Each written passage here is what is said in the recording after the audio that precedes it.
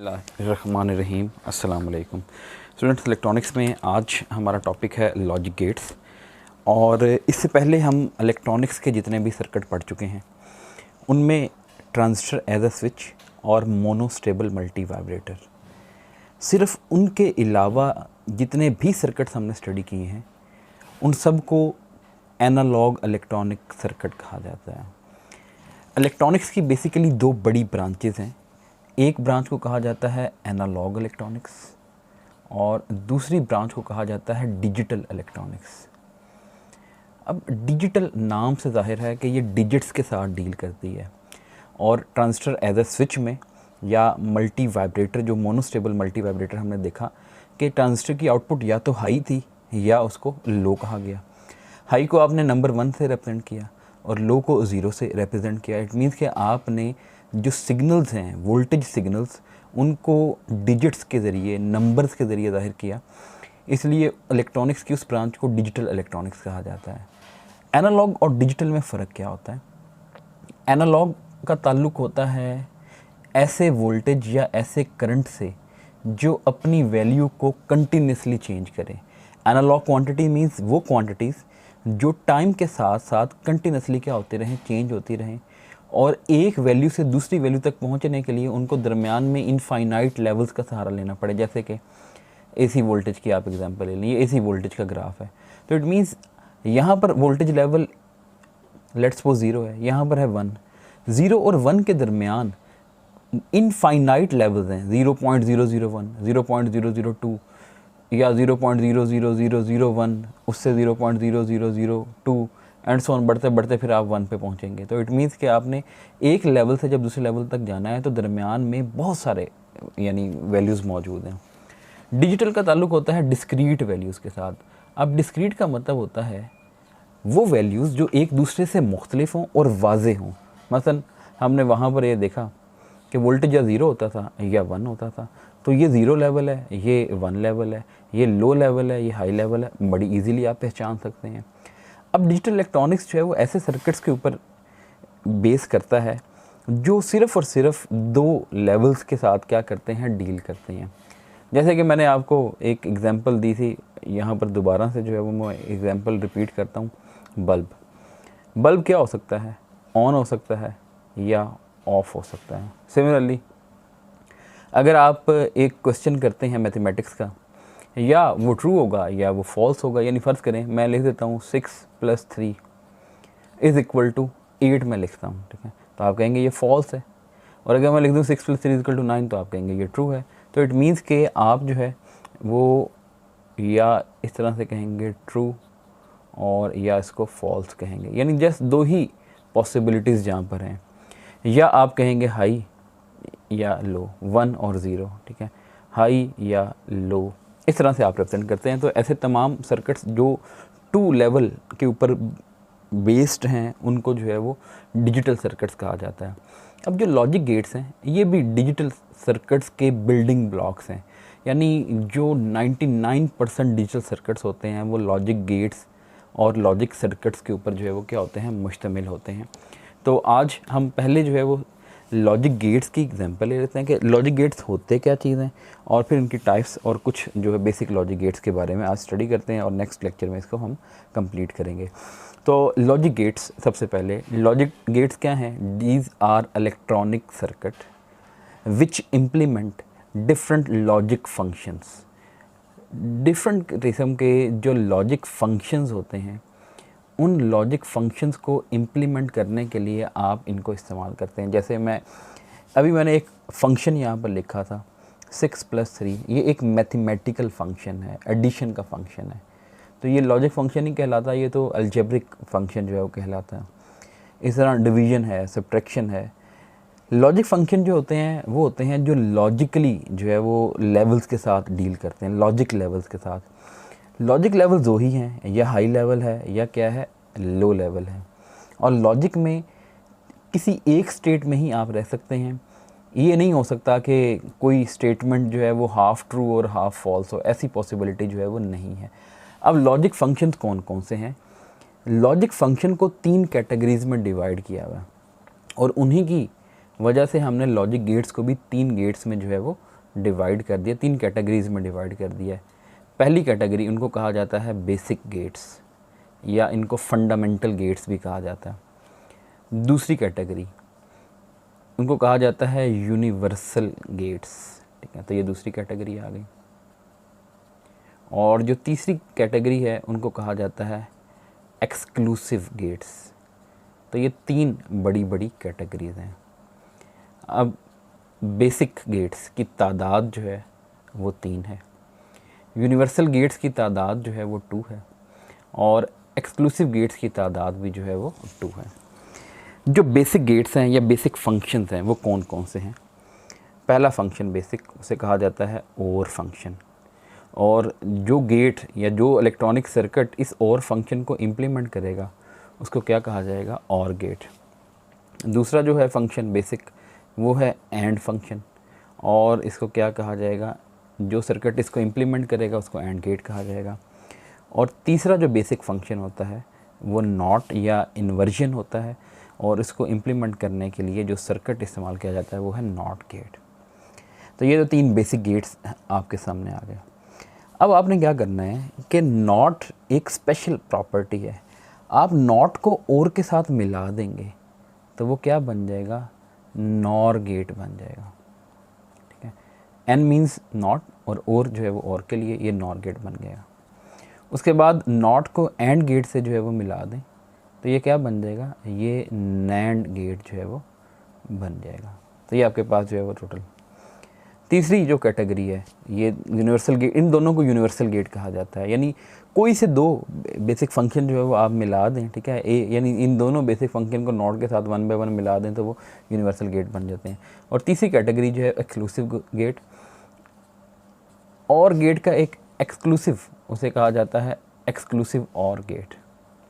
तो ये आपके पास एक एक्सक्लूसिव फंक्शन है, और इसी का अगर आप उल्ट कर लें तो उसको एक्सक्लूसिव नॉर गेट जो है वो कहा जाता है। तो टोटल ये 7 गेट्स हैं जिनके बारे में हमने क्या करना है? स्टडी करना है। और हमने बेसिकली इनके फंक्शंस को भी स्टडी करना है, लेकिन हमने सर्किट बना के देखना है कि वाकई ही ये सर्किट जो है वो क्या करते हैं? इन फंक्शन को इम्प्लीमेंट करते हैं। तो सर्किट बनाने के लिए हम जिन चीज़ों का सहारा लेंगे वो वही डायोड हैं या ट्रांजिस्टर हैं, क्योंकि इस चैप्टर में हमने या तो डायोड के बारे में पढ़ा या ट्रांजिस्टर के बारे में पढ़ा। तो सबसे पहले हम जिस गेट की बात करते हैं वो गेट है और गेट, यानी हम आज बेसिक गेट्स की बात करेंगे। तो यहाँ पर मैं और गेट की कंस्ट्रक्शन, अब देखें, और गेट वो गेट है जो लॉजिकल एडिशन करता है, ठीक है। अभी पहले मैंने लिखा 6 + 3 = 9, उसे कहा जाता है अरिथमेटिक एडिशन। ये लॉजिकल एडिशन करता है, और लॉजिकल एडिशन जो है उसका फंक्शन होता है ए और बी। ये प्लस के सिंबल को आपने प्लस नहीं कहना, आपने कहना है x = a और b, ठीक है। प्लस का सिंबल को आपने लॉजिकली पढ़ना है, तो ये लॉजिक फंक्शन और को इम्प्लीमेंट कर रहा है। फिलहाल मैंने 2 लॉजिक वेरिएबल्स a और b को आपने क्या किया है? और किया है। 3 को भी किया जा सकता है, 4 को भी किया जा सकता है, जितने मर्जी आप इनपुट्स ले लें उनको आप कंबाइन कर सकते हैं। अब ये होता क्या है कि ये a, b और आउटपुट जो है वो क्या है? x है। एक टेबल जो इनपुट और आउटपुट के तमाम पॉसिबल कॉम्बिनेशन को शो करता है, उस टेबल को कहा जाता है ट्रुथ टेबल। ट्रुथ टेबल इसलिए कहा जाता है क्योंकि वो सच सच बताता है कि इनपुट पे अगर ये दें तो आउटपुट पे आपको क्या मिलेगा। अब आप देख लें, ए जो है वो एक वेरिएबल है, डिजिटल वेरिएबल है, और डिजिटल वेरिएबल हमने अभी बात की या तो 0 हो सकता है या 1 हो सकता है, यानी 2 ही स्टेट्स वो गेन कर सकता है। तो अब ए है और बी है, 2 वेरिएबल्स हैं, और हर वेरिएबल कितने स्टेट्स जो है वो गेन कर सकता है? 2। तो टोटल जो कम्बिनेशन की तादाद होगी वो होगी 4, 2⁻²। 2 का मतलब है नंबर ऑफ लॉजिक लेवल्स, या 0 या 1, ये 2 लॉजिक लेवल्स हैं, और उसकी पावर 2, ये ऊपर जो पावर में 2 है इसका मतलब है 2 वेरिएबल्स, ठीक है। तो टोटल 4 कम्बिनेशन। अगर फ़र्ज़ करें यहाँ पर 3 वेरिएबल होते हैं, ए, बी और उसके साथ सी भी होता, तो फिर जो कम्बिनेशन की तादाद होती है वो होती 2⁻3, और उसको क्या कहा जाता है? 8 कम्बिनेशन बन जाते हैं। अगर 4 वेरिएबल होते हैं, ए, बी, सी और डी, तो फिर 16 वेरिएबल बन जाते हैं। तो अगर फ़र्ज़ करें आपके पास जो है वो n वेरिएबल्स हैं, यानी अगर n इनपुट्स मौजूद हैं, तो उस वक्त जो कम्बिनेशन की तादाद होगी वो कितनी होगी, 2n, बट मस्ट जो n must be N integer, n की वैल्यू इंटीजर होनी चाहिए, ठीक है। यानी ये नहीं हो कि आपका 1.5 वेरिएबल है, तो ऐसा पॉसिबल नहीं है। अब 2 वेरिएबल से बनने वाले चारों कम्बिनेशन मैंने यहाँ पर लिख लिए। ये कम्बिनेशन अगर आपको याद ना रहे तो तरतीब ख़राब मत कीजिए, तरतीब से लिखें। कैसे लिखें, जो दाएं जानिब ये चीज़ लिखी हुई है इसको लिखें 0 1 0 1। इसके साथ जो लिखना है 2 दफ़ा 0 2 दफ़ा 1। यहाँ पर देखें 1 दफ़ा 0 1 दफ़ा 1, 1 दफ़ा 0 1 दफ़ा 1, 2 दफ़ा 0 2 दफ़ा 1। अगर 3 वेरिएबल्स आ जाएंगे तो उसके लिए फिर यहाँ पर 4 दफ़ा 0 4 दफ़ा 1 यूँ मज़ीद आ जाएगा, ठीक है। वो मैं अभी आपको करके दिखाता हूँ। अब एडिशन का मतलब क्या है, लॉजिक एडिशन। लो प्लस लो, आंसर क्या रहेगा, लो रहेगा। लो प्लस हाई, आंसर क्या हो जाएगा, हाई हो जाएगा। हाई प्लस लो, आंसर क्या हो जाएगा, हाई हो जाएगा। ये सबसे इंटरेस्टिंग बात है। अब 1 + 1, अब नॉर्मली तो 1 + 1 को 2 कहा जाता है, वो अरिथमेटिक एडिशन है। ये लॉजिकल एडिशन है। इसमें हाई को 1 से ही ज़ाहिर करना है। हाई प्लस हाई, एक चीज़ पहले ही हाई है, उसको मज़ीद हाई करने की कोशिश करेंगे तो वो हाई ही रहेगी। ये नहीं होगा कि आप उसको कहते हैं डबल हाई, ठीक है, ऐसे नहीं। तो यहाँ पर 2 ही पॉसिबिलिटी हैं और वो क्या होगी, हाई। तो 1 + 1 = 1, लेकिन ये प्लस का मतलब वो वाली प्लस नहीं है, ये इसका मतलब क्या है, और, ठीक है। तो और का मतलब ये है कि कोई एक इनपुट भी अगर हाई हो जाए तो आउटपुट ने क्या हो जाना, हाई हो जाना। देखें यहाँ पर कोई एक इनपुट हाई हुई, यहाँ पर कोई एक इनपुट हाई हुई, आउटपुट हाई हो गई। अगर सारी इनपुट्स हाई हों तब भी आउटपुट ने हाई ही रहना है, double high, triple high, 4 times high नहीं होना, ठीक है। और आउटपुट 0 कब होगी, जब सारी लो होंगी, अदरवाइज़ जो है वो हमेशा हाई रहनी। इसके मतलब ये है कि सिर्फ एक पॉसिबिलिटी ऐसी आएगी जहाँ पर आउटपुट लो होगी, जब सारी इनपुट्स लो होंगी। उसके अलावा कोई एक इनपुट भी हाई हो गई तो आउटपुट ने क्या हो जाना, हाई हो जाना। तो ये मैंने 2 वेरिएबल्स के लिए बनाया। अब मैं 3 वेरिएबल्स के लिए जो है वो बनाता हूँ, A B C और X। और आप समझे, आपकी असाइनमेंट ये है कि आप 4 वेरिएबल वाला इस तरह का जो टेबल है वो बनाएंगे और मुझे सेंड करेंगे। अब सबसे पहले चीज़, 3 वेरिएबल्स, 2⁻³ 8। सबसे राइट साइड पे ये जो नंबर लिखा है इसको 1 दफ़ा 0 1 दफ़ा 1, 1 दफ़ा 0 1 दफ़ा 1, 0 1, फिर 0 और 1। तो ये आपके पास जो है टोटल 8 टाइम्स मैंने लिख दिया, 4 दफ़ा 0 4 दफ़ा 1, लेकिन अल्टरनेट करके। उसके बाद बी की बात करते हैं, 2 दफ़ा 0 2 दफ़ा 1, फिर 2 दफ़ा 0 और 2 दफ़ा 1, ये भी मसला हल हो गया। नेक्स्ट की बात करें, 4 दफ़ा 0 और 4 दफ़ा 1, ठीक है। अब ये 4 वाली स्टोरी क्या है, तो 4 वाली स्टोरी ये है, इस तरह से आपने चलना है, 2 की पावर 0 2 की पावर 1 और 2 की पावर 2। तो 2 की पावर 0 का मतलब क्या है, 1। इसका मतलब 1 दफ़ा 0 1 दफ़ा 1, 1 दफ़ा 0 1 दफ़ा 1। 2 की पावर 2, इसका मतलब होता है 2। तो 2 दफ़ा 0 2 दफ़ा 1, 2 दफ़ा 0 2 दफ़ा 1, फिर 2 की पावर 2, वो क्या होता है 4। तो 1 2 के बाद 3 नहीं आना, 4 ही आना है, क्योंकि 2 की पावर्स में आप बात करते जा रहे हैं, ठीक है। तो ये आपके पास जो है वो बात आ गई। अब हम देखें, हमने कहा जब सारी इनपुट 0 होंगी तो आउटपुट 0 हो जाएगी, तो ये आउटपुट 0 लिख दें। कोई एक इनपुट भी 1 हो जाए, 2 हो जाए, तीनों हो जाए, आउटपुट ने क्या रहना है, हाई रहना है। हाई से ऊपर वाली कोई जो है ना कैटेगरी है ही नहीं। तो बस एक इनपुट को 0 लिखें और बाकी सब पे आंखें बंद करके जो है वो 1 लिख दें। ये आपके पास जो है वो 3 इनपुट्स वाला टेबल जो है वो बन गया। अब हमारा असल मकसद जो है वो टेबल वगैरह तो बनाना नहीं है। असल मकसद तो ये है कि हम सर्किट बनाएं और उस सर्किट की वर्किंग को देखें कि क्या वो सर्किट इसी तरह वर्क करता है जिस तरह से हम वर्क करवाना चाहते हैं उससे। तो अब आप देख लें कि जी हम 2 इनपुट और गेट बना रहे हैं, 2 डायोड्स इसमें इस्तेमाल होंगे। एक डायोड जो है उसको आप नाम दे दें D1 का, दूसरे डायोड को आप नाम दे दें D2 का। दोनों के N रीजन्स को जोड़ दें और N रीजन को जोड़ने के बाद आप एक रजिस्टर की मदद से क्या कर लें, इनको जोड़ दें।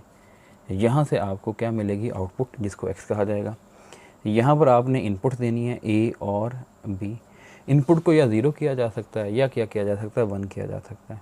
1 करने के लिए उसको बैटरी के पॉजिटिव टर्मिनल से जोड़ना पड़ेगा, 0 करने के लिए बैटरी के नेगेटिव या ग्राउंड या रेफरेंस टर्मिनल के साथ जो है वो जोड़ना पड़ेगा। तो आपने यहाँ पर जो है वो क्या किया, एक बैटरी लगा दी, बैटरी का पॉजिटिव टर्मिनल और बैटरी का नेगेटिव टर्मिनल, और ये बैटरी कितने वोल्ट की है, 5 वोल्ट की।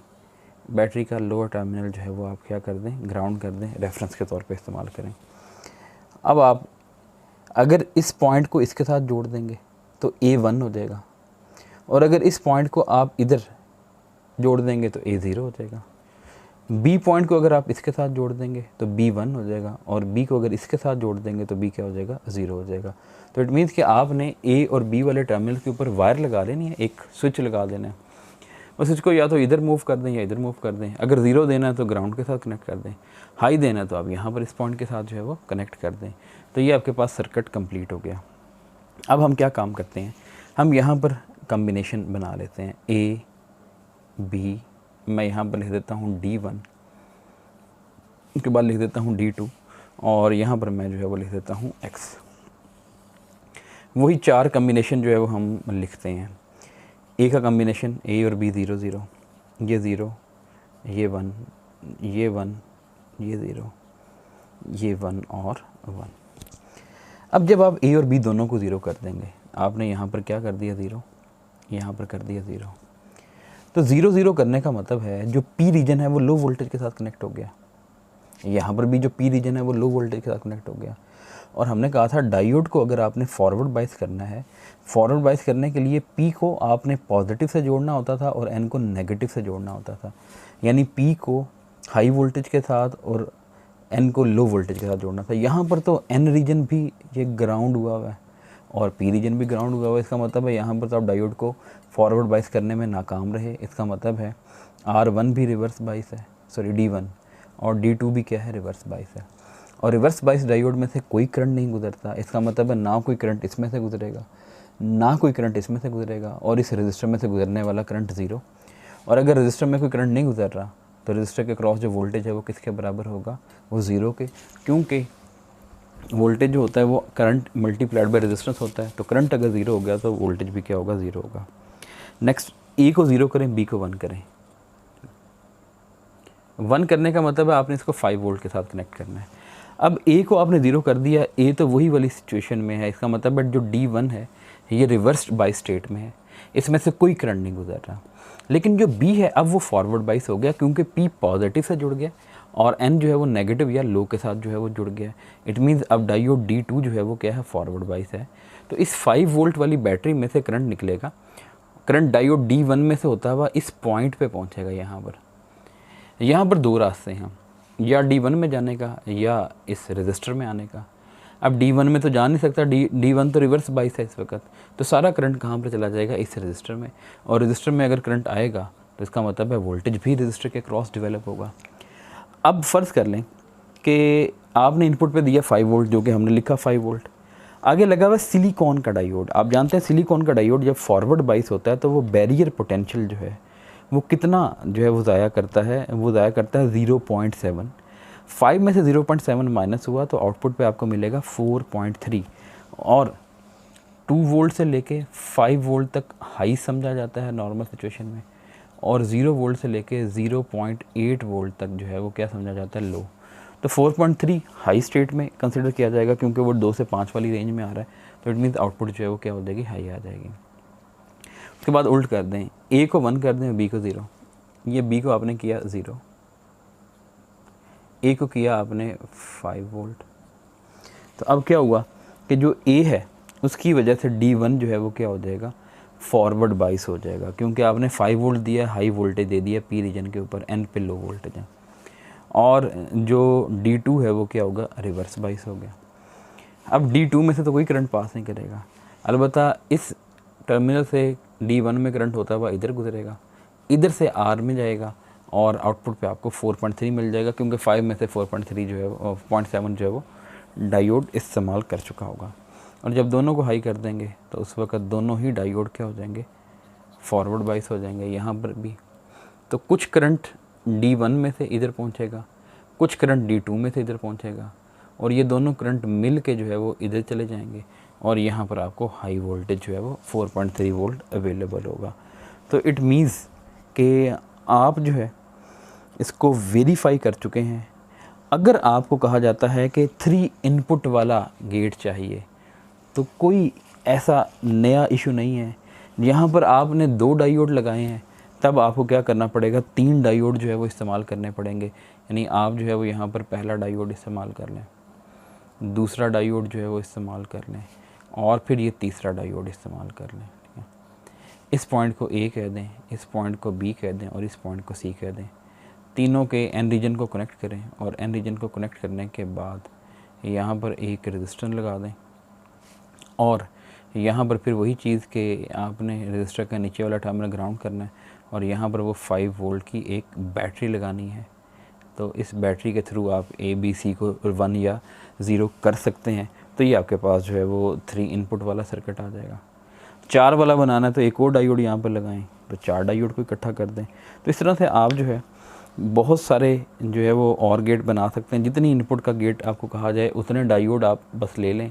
एक ही रजिस्टर की ज़रूरत है और उस रजिस्टर के ज़रिए आप और गेट को ईज़िली इम्प्लीमेंट कर सकते हैं। अब हम जो है वो नेक्स्ट बात करते हैं एंड गेट की। जो एंड गेट है वो एंड फंक्शन को इम्प्लीमेंट करता है। अब एंड का मतलब होता है और का मतलब था या, ठीक है। ये और जो एंड का मतलब और है वो उर्दू वाला और मैं बता रहा हूँ, ठीक है। तो इसका मतलब है ये एंड फंक्शन को इम्प्लीमेंट करना है। तो सबसे पहले देखें कि व्हाट इज़ लॉजिकल एंड, कि लॉजिकली एंड फंक्शन का मतलब क्या होता है। उसको यूँ लिखा जा सकता है A एंड B। अब ये डॉट भी नहीं है यानी डेसिमल पॉइंट भी नहीं है और ये मल्टीप्लिकेशन भी नहीं है। इसको कहेंगे एंड का साइन, यानी यूँ पढ़ेंगे A एंड B। अब नाम से ज़ाहिर है कि जब बीच में एंड आ जाता है तो एंड का मतलब ये होता है कि जब दोनों हाई होंगे तो आउटपुट हाई होगी, अदरवाइज़ आउटपुट हाई जो है वो नहीं होगी। 2 इनपुट्स A और B और ये एक आउटपुट वो क्या है X। 0 0 आउटपुट होगी 0, 0 1 आउटपुट होगी 0, 1 0 आउटपुट होगी 0 और 1 1 तो आउटपुट होगी 1। A एंड B का मतलब यही है कि जब A और B दोनों हाई होंगे तब आउटपुट हाई होगी, अदरवाइज़ जो है वो क्या होगी, आउटपुट हाई नहीं होगी और वो लो रहेगी। कोई एक इनपुट भी लो हो जाए तो आउटपुट जो है वो लो रहेगी। तो पहले आप देखें, आप कहते थे कोई एक इनपुट भी हाई हो जाए तो आउटपुट क्या हो जाती है, हाई हो जाती है। लेकिन यहाँ पर आपने कहा कोई एक इनपुट भी लो हो जाए तो आउटपुट क्या हो जाएगी, लो हो जाएगी, ठीक है। और आउटपुट हाई कब होगी, जब सारी इनपुट्स हाई होंगी तभी आउटपुट क्या है, हाई रहेगी। तो इसका मतलब है यहाँ पर आप ये कहेंगे आउटपुट सिर्फ एक कॉम्बिनेशन पे हाई होती है, बाकी तमाम कॉम्बिनेशन पे क्या रहती है, लो रहती है। अब अगर मैं 3 इनपुट्स वाला टेबल जो है वो बनाने की कोशिश करूँ तो वो 3 इनपुट्स वाला टेबल क्या होगा कि मुझे वो पहले 8 के 8 कॉम्बिनेशन जो है वो लिखने पड़ेंगे। आप उसी तरतीब से लिख लीजिएगा 0 1 0 1 वाली तरतीब से, ठीक है। तो मुझे ये कुछ एक्सपीरियंस की वजह से ज़बानी वो सारे कॉम्बिनेशन तरतीब से जो है वो याद हो गए हैं, तो इसलिए मैं उसी तरह से जो है वो उनको तरतीब से लिख देता हूँ। और ये लास्ट कॉम्बिनेशन, सारी आउटपुट्स जो है वो लो रहेंगी क्योंकि कोई एक इनपुट लो हो गई तो आउटपुट लो नहीं है। हाई सिर्फ इस लास्ट कॉम्बिनेशन पे होना जब सारी इनपुट्स क्या होंगी, हाई होंगी। तो ये आपके पास 3 इनपुट वाला गेट का ट्रुथ टेबल आ गया। अब आप इम्प्लीमेंट करें। सबसे पहले हम 2 इनपुट वाला इम्प्लीमेंट कर रहे हैं। देखें मैंने डायोड लगाए हैं 2, लेकिन दोनों डायोड जो है वो क्या लगाए हैं, उल्ट लगाए हैं। एक डायोड जो है वो क्या लगाया है, D1 और एक डायोड जो है वो क्या लगाया है, D2। दोनों के P रीजन जोड़ दिए हैं। पहले मैंने क्या किया था कि N रीजन को जोड़ा था और P रीजन को इनपुट्स के तौर पे इस्तेमाल किया था। अब आपने N रीजन को क्या करना है, इनपुट्स के तौर पे इस्तेमाल करना है और P रीजन को आपने क्या करना है, जोड़ के, और यहाँ पर आपने एक रजिस्टर जो है वो लगा देना है। ये रजिस्टर R लगा दिया। यहाँ से आप जो है वो आउटपुट ले रहे हैं। इस रजिस्टर के नीचे आप एक बैटरी लगाएंगे और फिर जो है वो आप क्या करेंगे, उसको ग्राउंड करेंगे। यहाँ पर बैटरी एक और लगानी पड़ेगी जो इनपुट देने के काम आएगी। ये भी 5 वोल्ट की बैटरी है और ये भी 5 वोल्ट की बैटरी है। अब आप देखें, होगा ये कि मैं वो 2 इनपुट वाला टेबल बना लेता हूँ, D1 और D2 की जो स्टेट देख लेता हूँ और ये आउटपुट देख लेता हूँ। अब आप जो है वो देखें, सबसे पहले मैं दोनों को 0 0 करता हूँ, इसको भी 0 किया, इसका मतलब इसको 0 कर दिया, इसको भी 0 किया। एन रीजन लो वोल्टेज के साथ कनेक्ट हो गया, ठीक है, यहाँ पर भी एन रीजन लो वोल्टेज के साथ। पी रीजन, इसका पी रीजन भी बैटरी के पॉजिटिव से जुड़ा हुआ है, इसका पी भी बैटरी के पॉजिटिव से जुड़ा हुआ है। इसका मतलब है इस वक्त तो दोनों डायोड क्या हो गए हैं, फॉरवर्ड बाइस हो गए हैं। और फॉरवर्ड बाइस डायोड जो होता है वो कितना वोल्टेज कंज्यूम करता है, 0.7। इसका मतलब है D1 या D2 दोनों जो हैं वो 0.7 कंज्यूम कर रहे हैं। हमें तो D1 या D2 के साथ गर्ज नहीं है, हमें गर्ज है इस पॉइंट के साथ। हमने देखना है कि इस पॉइंट और ग्राउंड के दरमियान जो है वो कितना पोटेंशियल मौजूद है। अब ग्राउंड का मतलब वो टर्मिनल होता है जिस पॉइंट का वोल्टेज 0 होता है। इस वक्त तो ये भी 0 है और ये भी 0 है, तो इसका मतलब है इस पॉइंट और ग्राउंड के दरमियान आप देखें D1 मौजूद है, और D1 इस वक्त कितना वोल्टेज कंज्यूम कर रहा है, 0.7। तो इट मीन्स आउटपुट और ग्राउंड के दरमियान सिर्फ 0.7 वोल्ट क्या हो रहा है, कंज्यूम हो रहा है। और 0.7 किस रेंज में आता था, 0 की रेंज में आता था। तो इट मीन्स कि आउटपुट जो है वो 0 हो गई।